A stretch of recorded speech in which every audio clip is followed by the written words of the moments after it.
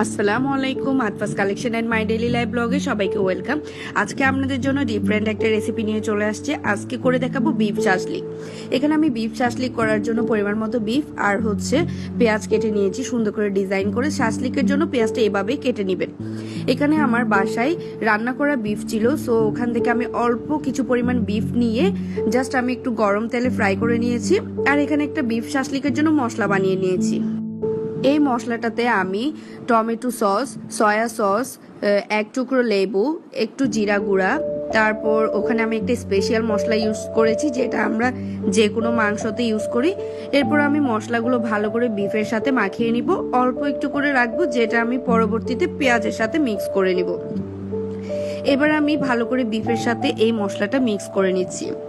তাছাড়াও আপনি বিফ শাসলিকে গাজর, ক্যাপসিকাম, টমেটো অ্যাড করতে পারেন। আমি জাস্ট পেঁয়াজ দিয়ে করে দেখালাম।